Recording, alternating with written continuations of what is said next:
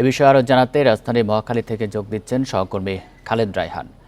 রায়হান, গণপরিবহন নারীদের জন্য তো এখনো এক ভোগান্তির নাম। এই পরিস্থিতির অবসান হচ্ছে না কেন? নারীরা কি বলছেন? তারা কেমন সেবা চাইছেন? এখন জন্ম সনদ দিয়ে খোলো বিকাশ স্টুডেন্ট অ্যাকাউন্ট। নিজের বিকাশ নিজে কর।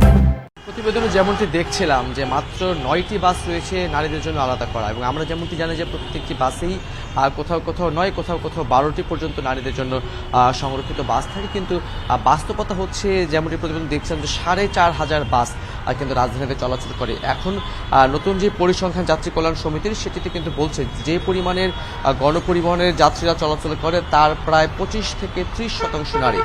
সেই হিসেবে একটি 60 সিটের বা 50 সিটের বাসে যদি মাত্র 12টি নারী আসন থাকে, পরিসংখ্যানগতভাবেই কিন্তু বলে দিচ্ছে যে নারীদের জন্য পর্যাপ্ত সিটের ব্যবস্থা থাকছে না। তারা কিন্তু অধিকাংশ সময় পুরুষদের যে সিট সেখানে তাদেরকে বসতে হচ্ছে, এবং যেহেতু গণপরিবহনের একটি নৈরাজ্য বা গণপরিবহনের সংকট আমরা সবসময় পরিলক্ষিত করি, সেই জায়গা থেকে নারীদের জন্য আলাদা বাস বা নারীদের জন্য নতুন ব্যবস্থাপনা করা কিন্তু এখন সময়ের ব্যাপার। যারা আসলে বিশেষজ্ঞ রয়েছেন, পরিবহন সংশ্লিষ্ট রয়েছেন, তারা যেটি বলছেন যে এই জন্য যেই বিআরটিসি যে কথাটি বলছে সেটিকে তারা একেবারেই অবান্তর কথা বলছে, কারণ লসদার এখানে আসলে কোনো সুযোগ নেই। কারণ যেই রুটে বাসগুলো দেওয়া হচ্ছে, মাত্র 7টি রুটে 9টি বাস চলাচল করছে। 4,500 বাস যেখানে রাজধানীতে চলাচল করে সেখানে মাত্র 9টি দেওয়া হয়েছে নারীদের জন্য, এবং সেটিও তারা বলছে যে বিআরটিসি তাদের লস হচ্ছে। সেই জায়গাটিতে কিন্তু তারা অবান্তর বলছে পরিবহন সংশ্লিষ্টরা।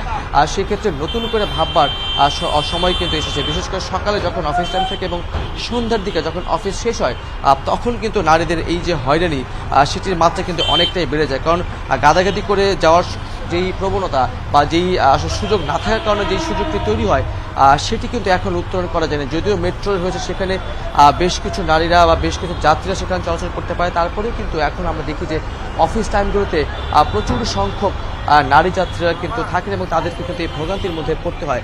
এবং বুয়েটের একটি গবেষণা কিন্তু বলছে যে এখন পর্যন্ত যেই ব্যবস্থাপনাগুলো নেওয়া হয়েছে, একটি বাসের মধ্যে যেই 12 থেকে 15টি আসন থাকে সেটিকেও যদি নিশ্চিত করা যায়, তারপরেও একটি বড় সংখ্যক নারী তারা কিন্তু আসলে সেপাটা নিশ্চিতভাবে পাবে। তবে সবচেয়ে বড় যে বিষয়টি, যেই পরিমাণের গণপরিবহন রাজনীতিতে চলাচল করে সেটিকে আগে নিয়ন্ত্রণের মধ্যে আনতে হবে।